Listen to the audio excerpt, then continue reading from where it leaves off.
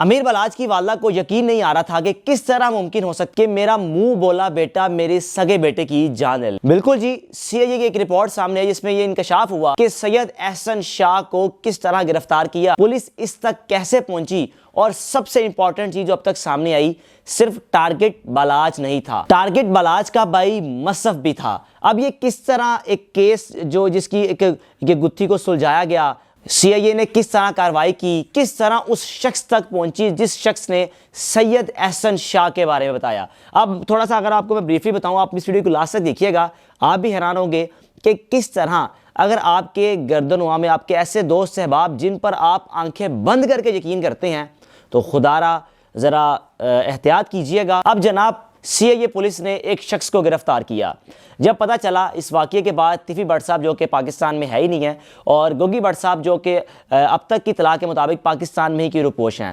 اب تیفی بٹ صاحب ان کے جتنے بھی ملازمین تھے ان سب کو گرفتار کیا گیا سوائے ایک ملازم کے۔ اب اس ملازم تک پولیس کیسے پہنچی؟ پہلے تو یہ رپورٹ سامنے آ رہی تھی پولیس کو، اور پتہ یہ انفارمیشن دی جا رہی تھی کہ شاید وہ شخص بھی جو ان کا باورچی تھا وہ بھی اس وقت پاکستان میں نہیں ہے۔ بہرحال سی آئی اے نے جب اپنی مزید فائنڈنگز حاصل کی تو پتہ چلا وہ شخص پاکستان میں ہی ہے اور اس وقت بلوچستان کے ایک علاقے میں مقیم ہے۔ اب سی آئی اے کے 4 سے 5 اہلکار بلوچستان روانہ ہوتے ہیں، وہاں جا کر اس ٹھنڈے علاقے میں، برف باری کے علاقے میں 3-4 دن قیام کیا، پھر آخرکار اس شخص تک پہنچی جس کا نام علی اصغر تھا۔ اب علی اصغر کو وہ لاہور لے آئے، لاہور لا کر جب اس سی آئی اے نے اپنی تحویل میں لیا، اس کو تفتیش کرنے کی کوشش کی، اسے جاننے کی کوشش کی، حقائق جناب نے بتانے سے انکار کیا۔ یعنی کہ سی آئی اے کا ایک عمل ہے، وہ مار پیٹ بھی کرتے ہیں، ریمانڈ بھی کرتے ہیں، اگر ملزم نہ بتائے تو اس کے بعد بھی ان کے پاس طریقہ کار ہوتے ہیں کہ کسی طرح اس شخص سے ہم نے حقائق اگلوانے ہیں، باتیں نکلوانی ہیں کہ آپ بتاؤ کہ بلاچ کو مارنے میں کس کس کا کردار ہے۔ اب اس نے کہا کہ ایک شخص،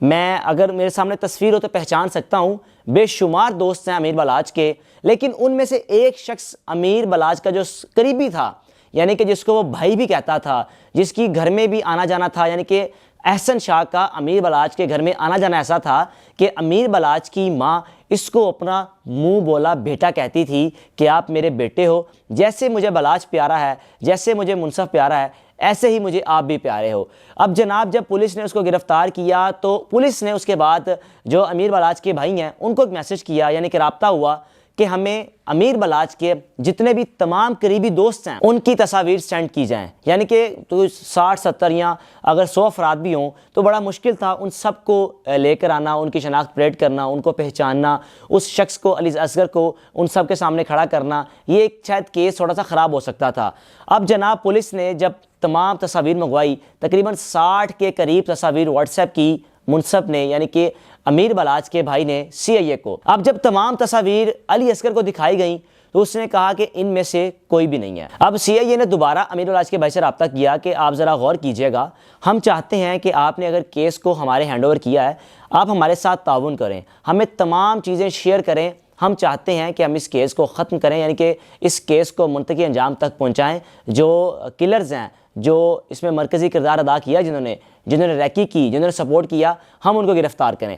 اب جب انہوں نے کہا کہ ایک شخص ہے لیکن ہم تصور بھی نہیں کر سکتے، وہ ہمارا بھائی ہے، سگے بھائیوں کی طرح ہے، ہمارے گھر میں اس کا آنا جانا ہے، ہم کیسے شک کر سکتے ہیں کہ وہ احسن شاہ ہو سکتا ہے؟ پولیس نے کہا کہ کچھ بھی ہو آپ ہمیں اس کی تصویر سینڈ کریں۔ اب جیسے ہی امیر بلاچ کے بھائی نے وہ تصویر سینڈ کی،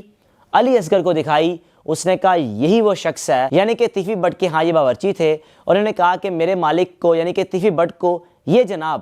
5 مرتبہ ملنے آئے، اور ان کو اس تمام کارروائی کا پتہ تھا کہ سید احسن شاہ جس نے 5 کروڑ کی ڈیل کی، 50 لاکھ روپے اس کو ایڈوانس مل چکا تھا، اس نے ساری ریکی کی۔ اب اس نے صرف یہی بات نہیں کی، مزید انکشافات کی ہے۔ اس نے کہا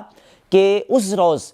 جب امیر بلاچ کی جان دی گئی، اس روز صرف ٹارگٹ امیر بلاچ نہیں تھا بلکہ اس کا بھائی، یعنی کہ فیملی کے وہ لوگ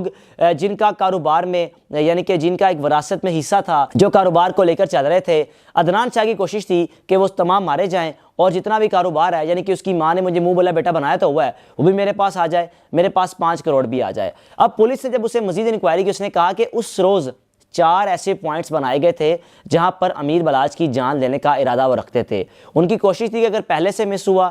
تو گیٹ کے باہر نکل کے مار دیں گے، اگر وہاں سے مس ہوا تو راستے میں کہیں مار دیں گے، راستے سے بھی مس ہو گیا تو اس پوائنٹ پہ جا کر مار دیں گے جہاں پر ان کا پروٹوکول رکتا ہے۔ یعنی کہ ان کو پتا تھا کہ اس روز امیر بلاچ نے بلٹ پروف جیکٹ نہیں پہنی ہوئی، یہ ان کے پاس ایک گولڈن چانس تھا۔ احسن شاہ نے اس میں ان کو ان کی ہیلپ کی، ویڈیو کال کے ذریعے معلوم کیا کہ اس وقت امیر بلاچ کس کیفیت میں ہے، امیر بلاچ کے ساتھ باڈی گارڈز کتنے ہیں، امیر بلاچ نے بلٹ پروف جیکٹ پہنی ہے یا نہیں۔ اب جب پولیس نے اس کو بتایا امیر بلاچ کے بھائی کو کہ جناب یہ شخص ہیں جس نے آپ کے بھائی کی جان لینے میں پراپر ریکی کی، تو ایک دم